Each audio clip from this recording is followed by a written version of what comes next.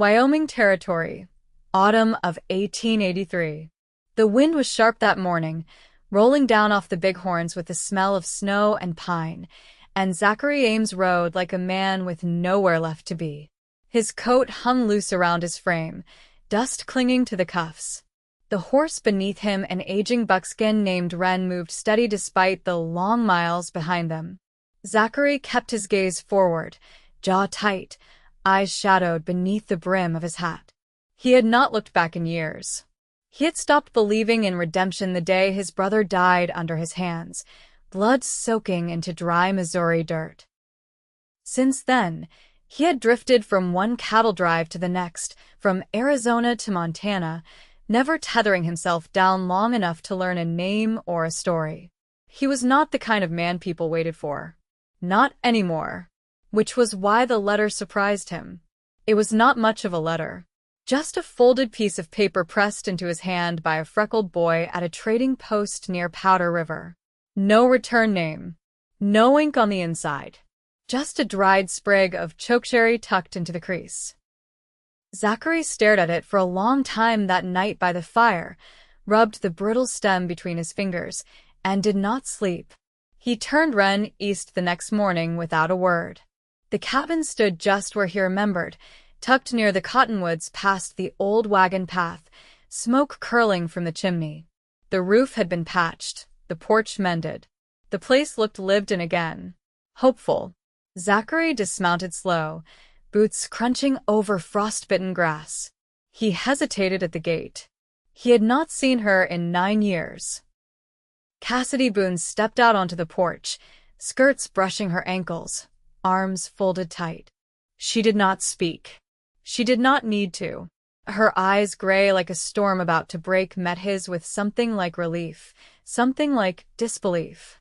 1,000 things passed between them in silence. "I got your letter," he said finally. "I never sent one." He looked down at the sprig still in his pocket. Then maybe the wind carried it. Cassidy didn't smile, but something in her face softened. She stepped aside. "You might as well come in. I have coffee on." He walked through the door, like a man stepping into a memory. The inside smelled of cedar and ash. There were 2 tin mugs on the table, and a worn quilt folded over the rocker by the hearth. And 2 small pairs of boots by the door. Zachary paused. Cassidy followed his gaze. "They are mine," she said quietly. "My boys. Zeke is 6. Caleb is 4. He turned to her slow. "Yours." She nodded. "Their father left 2 winters ago. Rode off and never came back." Zachary could not find words. His chest tightened in a way he had not felt in years. "I do not want pity," she said sharply. "We've been doing fine." But her voice wavered. "Just a little. But they need more than me sometimes. And I thought maybe if anyone could understand what it means to be lost." He stepped toward her without thinking, stopping just short of touching her. "You never needed saving, Cassidy. You were always the one who kept everyone else standing." She looked up at him with eyes that had seen too much and still shone. "And what about you, Zachary Ames? Who is keeping you standing?" He answered with silence. That night, he did not ride out. Instead, he slept in the old shed, curled near the fire, Wren stabled nearby. Cassidy left a blanket folded over the bench and half a biscuit on the table. In the morning, Zeke barreled through the door with a wooden horse in one hand and a wild look in his eyes. He skidded to a stop when he saw Zachary.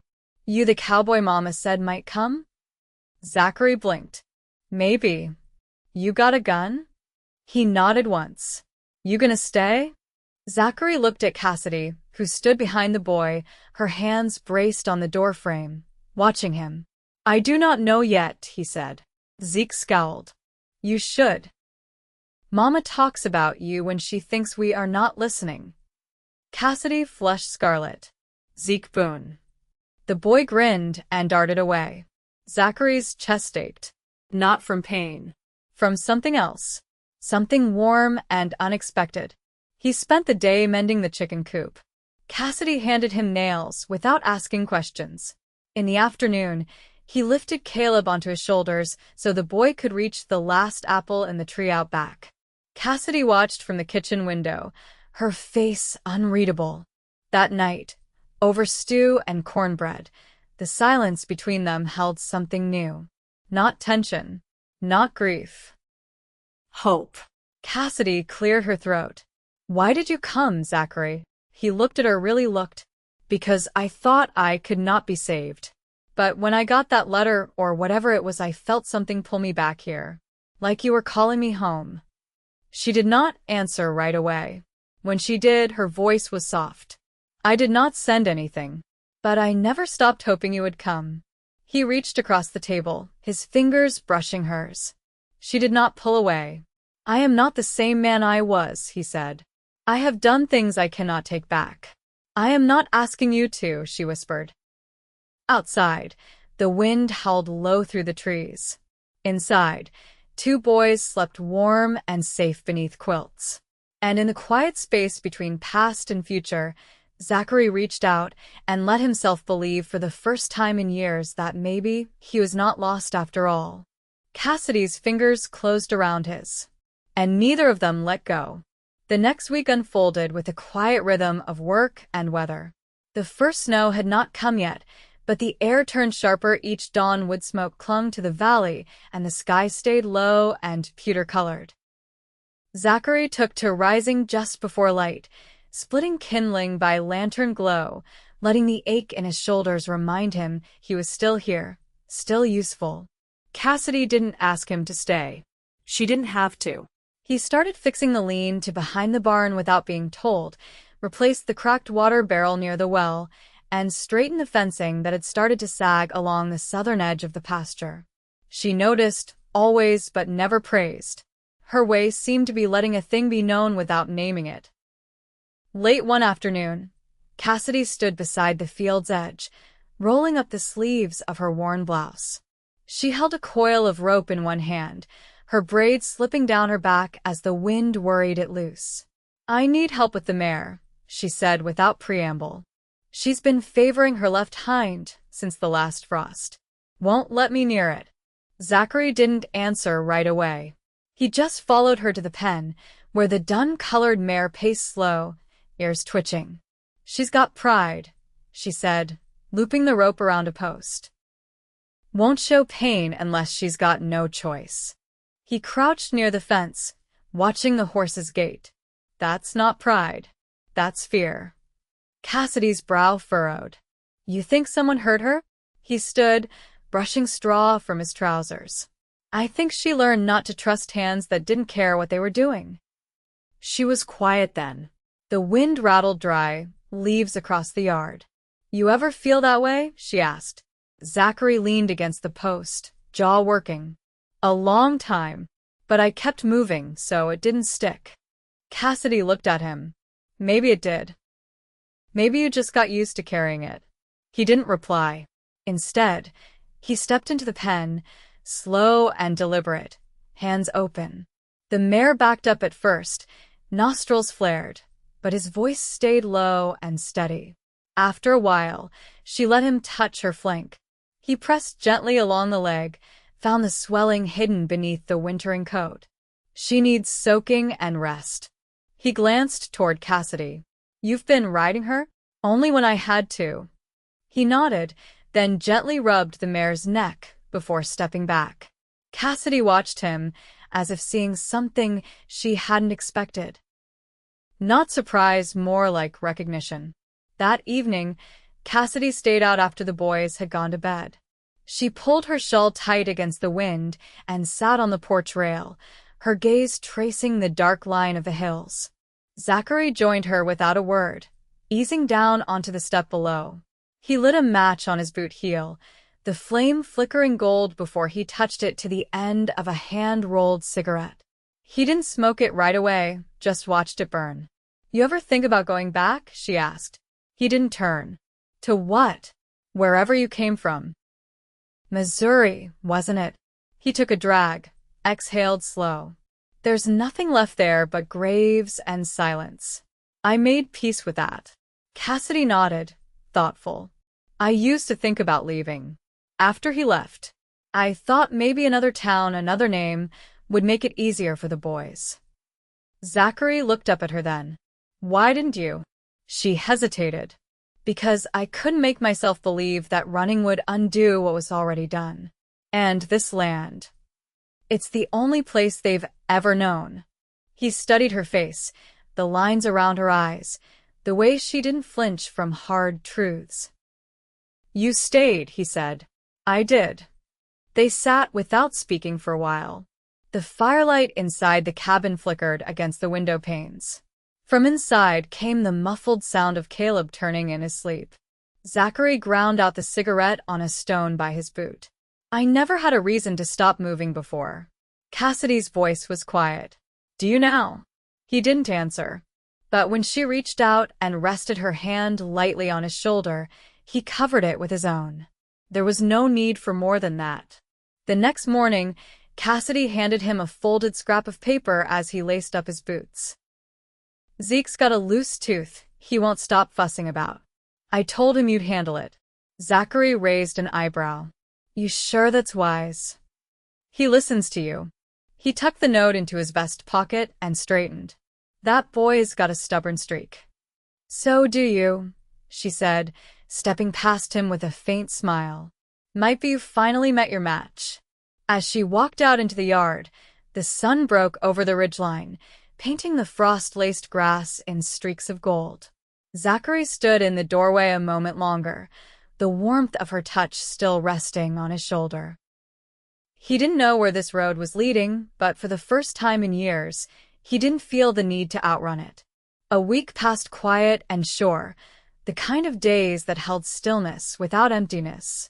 The boys took to Zachary as if he'd always been part of the place, and Cassidy had begun moving through the cabin with a calm steadiness that hadn't been there before. She still kept her thoughts folded tight, but now and then, she'd glance at Zachary with something unspoken that didn't carry the weight of sorrow anymore. The woodpile behind the shed had thinned more than he liked, so he hitched Wren to the sled and headed west of the ridge, where the cottonwoods grew dense and the ground dipped toward the creek. He didn't ask for help. Cassidy had sewing to mend and bread on the rise, and the boys were bent over a box of nails and scrap with the kind of focus only children could muster. The sun crept higher as he swung the axe, each strike a clean rhythm against the grain. He worked until his shirt clung to his back and the scent of sap clung to his hands. The cold kept his breath visible, but it didn't bite like it had the week before. The land was shifting, preparing. He paused only once, wiping his brow with the edge of his sleeve, and caught the soft thud of hooves approaching from behind. Turning, he saw Cassidy riding bareback on the roan mare, reins looped loose in her fingers. The animal moved easy now, no limp, no hesitation. She pulled up beside the sled, her boots brushing the stirrups. You didn't wait for company, she said. Didn't know I had any coming. She slid off the mare, her boots landing firm. You always do everything alone? Used to. She stepped closer, glancing at the stack he'd already laid out. You're working like you plan to stay through winter. He set the axe down. Maybe I am. Cassidy's hands found the edge of her coat. Zeke asked if you teach him to ride. Said he wants to be like you when he's grown. That a good thing? She looked at him for a long moment. It could be.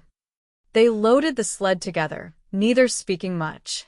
The silence between them had taken on a different shape, no longer filled with what couldn't be said, but what didn't need to be. As they worked, Zachary noticed the way her sleeves were worn thin near the wrists, how she kept shifting her right hand like it ached. He didn't ask. But when they reached the cabin again, and she turned toward the house, he said, You've been favoring that hand. Cassidy paused at the door. It stiffens when the cold sets in. Broke it years ago, trying to get a mule out of a ditch. Let me take a look? She hesitated, then led him inside. The boys were napping, the fire low and steady. She sat at the table, resting her arm across the top without a word. Zachary pulled a chair close, taking her hand gently. He traced the knuckles with careful pressure, working the joints slow. Her skin was cool, her fingers calloused. She didn't wince, but her breath caught when he pressed near the base. "It's healed wrong," he said. "But I can mix something for the ache. Willow bark. Some heat'll help." Cassidy nodded, but her eyes were on his face. "You always know what to do with broken things." "Not always. But I try not to make them worse." She didn't pull away. "You haven't." He looked at her, then really looked. Her face was close, her eyes steady. There was no fear in her, no pretense. Just the quiet courage of someone who'd chosen to trust again, even when life had given her plenty of reasons not to. "You gave me something I didn't think I could have," he said. "And what's that?" "A place to belong." The fire popped, sending a faint glow across the floorboards. Cassidy's expression didn't change, but her fingers curled gently around his. "I didn't call you here," she said. "But I hoped you'd come." "I know." He leaned forward, slow, giving her time to turn if she wanted. She didn't. Her lips found his without urgency, the touch soft, sure, and without regret. When they parted, she rested her forehead against his, their breath warm between them. "I'm not asking for promises," she said. "I'm not leaving," he answered. Outside, the wind had stilled. The first snow had not yet come, but the land was ready for it. So was he. He stayed that night not in the shed, but inside, stretched on a cot near the fire while Cassidy dozed in the rocker, Caleb curled in her arms. Zeke stirred only once, mumbling something about horses and stars, then fell quiet again. Zachary lay awake a long while, listening to the soft sounds of the cabin, the creak of timber, the slow breath of sleep. He didn't feel lost. Not anymore. The snow came overnight, soft as breath and quiet as prayer. By morning, the world outside the cabin was pale and still, the fence posts wearing white caps and the trees bowed under fresh weight. The kind of snow that muffled everything, even thought. Cassidy stood at the window, mug warm in her hands, watching the boys drag 2 old feed sacks across the slope behind the barn to make sleds. Zachary was outside already, helping them tie rope handles, his hat pulled low and his coat dusted white at the shoulders. She didn't call out, just watched. When he came in, boots heavy with ice, he brought with him the scent of cold air and wood smoke. He unwrapped his scarf and hung it on the peg by the door, fingers red with chill. "Zeke says he's going to ride that hill straight to Cheyenne," he said, rubbing his hands near the stove. Cassidy didn't turn. "He's got a head full of stories. He gets that from you." She glanced at him then, just once. "You think I'm full of stories?"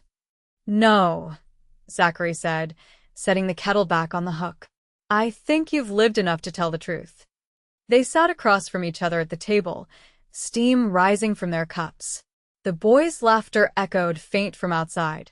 Cassidy reached for the sewing basket, pulling out a shirt she'd meant to mend since the first frost. Zachary watched her hands move, slow and practiced. "You were a dressmaker once," he said. She didn't look up. "That was before the prairie. Before any of this." "Why'd you stop?" "Too many orders. Not enough time." Then the boys came. Then he left. Zachary leaned back, arms folded. "You ever miss it?" "I miss having something quiet to finish. I miss the feel of silk between my fingers. But there's a different kind of pride in mending what's already torn." He nodded but said nothing more.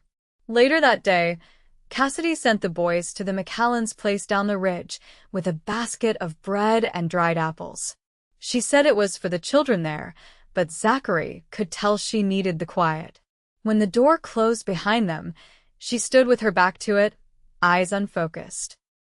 He was oiling the hinges on the back door when she finally spoke. "Have you ever been married?" He paused. "No, why not?" Zachary capped the tin, set it aside. "I didn't think I had a right to it." She turned then, arms crossed, not in defense, but restraint. Because of what happened with your brother? He nodded once. I don't know that story, she said. Not fully. He sat on the edge of the bench, hands resting on his thighs. My brother was younger. Hot-headed. He took up with the man who ran whiskey across the border. Got himself caught in a bad place. I went after him. Tried to pull him out. Didn't work. Shots were fired. I was faster. Cassidy didn't move. There was a trial. They called it self-defense. But he was blood. And I took him out of the world with the same hands that raised him. Her voice was quiet. You didn't ride away from guilt. You carried it with you. Zachary met her eyes. I still do. Cassidy crossed the room, every step measured. She knelt in front of him, took his hand. You're not the only one who's done things they'd take back if given the chance. He didn't speak. I stayed with a man who turned cruel in the winter, who made me feel smaller than the house we lived in. I stayed because I thought that was what a good wife did. Zachary's jaw tightened. When he left, I wasn't sorry. But I was ashamed I wasn't sorry. You don't need to carry that. And you don't need to carry yours alone. They sat like that, knees nearly touching, breath mingling in the quiet warmth of the cabin. Outside, snow slid from the roof in a soft thud. Inside, something shifted between them, not sudden, not sharp, but lasting. Cassidy reached up and touched the side of his face, thumb brushing along the line of his cheekbone. You said you didn't think you could be saved. Zachary's breath caught. You already were. You just needed to come home to see it. He leaned in then, not out of need, but certainty. Their kiss was slow, steady, the kind that asks and answers at once. When the boys returned, cheeks pink from cold and arms full of snow-crusted gloves, Zachary was pulling stew from the hearth while Cassidy poured cider into tin cups. Everything looked the same, but nothing felt it. That night, after the boys were settled and the fire banked low, Cassidy stood by the window again, watching the snow fall soft and bright under a rising moon. Zachary came up behind her, wrapped his arms around her waist, and she leaned back into him as if she'd been doing so her whole life. Neither of them spoke. There was no need.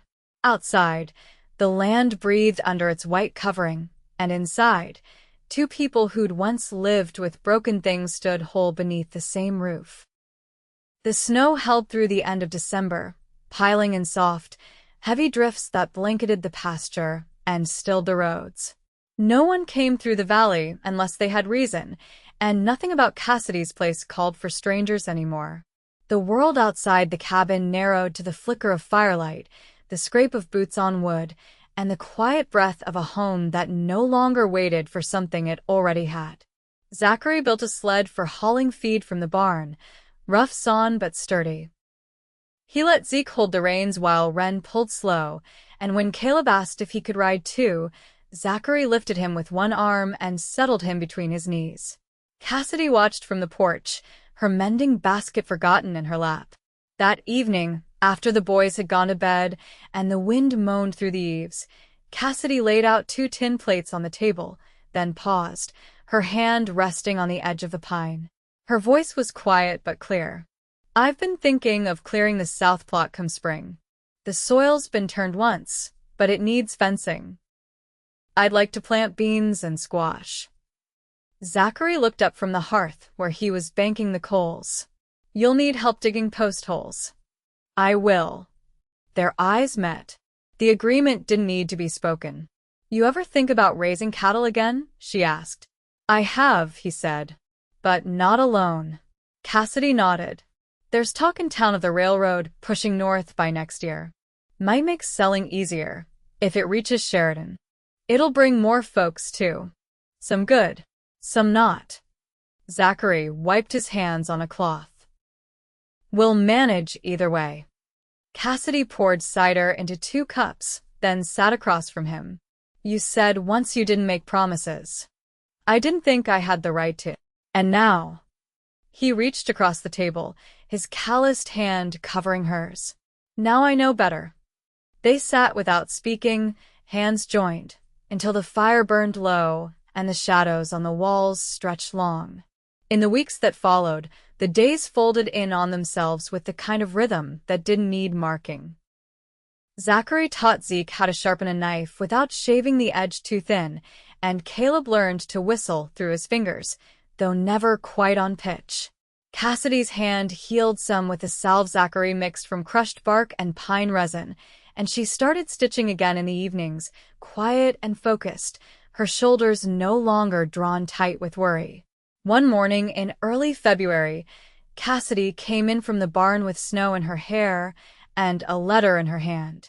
The post rider had left it in the box nailed to the gate. She set it on the table, without opening it.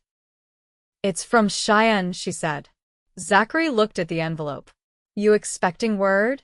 I wrote to my cousin Clara before the frost. Told her I'd found someone." He didn't speak right away. "Someone?" Cassidy's voice was steady. "Someone who doesn't run." Zachary looked down at his hands. "I reckon I won't be going anywhere." "I know," she said, and kissed him, slow and sure, with the quiet certainty of someone who had weathered enough storms to know when one had truly passed. They married in March, after the thaw, when the creek behind the cottonwoods began to run again, and the air smelled of wet earth and pine. Zachary built a small table from aspen for the ceremony, and Cassidy sewed a ribbon the color of new leaves into the hem of her dress. The boys stood beside them, clean and proud, Zeke holding a ring carved from antler, Caleb bouncing on his heels until Cassidy rested a hand on his shoulder. Mrs. McCallan came with wildflowers in a jar and brought a pie made from dried cherries. Pastor Lang rode in from town, boots muddy and coat worn thin, but his voice was strong as he spoke the words that bound them. Afterward, Cassidy and Zachary stood near the porch while the boys ran circles in the yard, and the guests began to scatter back down the trail. The light turned gold behind the hills, and the wind carried the scent of spring. Cassidy leaned against him, her voice barely above a whisper. "I never thought I'd feel safe again." Zachary kissed the top of her head. "You're not alone now. You never will be again." Their first season as a family came on slow and sweet. Cassidy's garden took to the turned soil, green shoots pushing up through the loam. Zachary taught the boys to fish in the creek once the water warmed, and Cassidy traded preserves in town for lengths of calico and flour. The new fence held strong through summer storms, and the roof never leaked, even when the rain came hard. By autumn, they had 3 hens gone broody, enough firewood stacked to last through winter, and a peace between them that needed no tending. Cassidy stood on the porch one evening, her hand resting just above her waist. Zachary came behind her, wrapping his arms around her middle. "You feel it yet?" he asked low. "Just a flutter," she said, smiling into the hush. He kissed the side of her neck, slow. "Boy or girl?" "Doesn't matter," she whispered. "This one will be born surrounded by love." Inside, Zeke was teaching Caleb how to button his shirt without missing a hole. Outside, the stars began to spill across the sky, clear and sharp above the dark ridge. Zachary held her close as the night settled in around them, the two of them wrapped in the kind of stillness that comes only after long roads and hard-earned peace. They never left that place. Together, they built a life from the bones of what had been lost and filled it with light, laughter, and the kind of love that doesn't fade with time, only deepens. And when the cold came again, they faced it side by side, warm in the knowledge that what they had would hold. Always.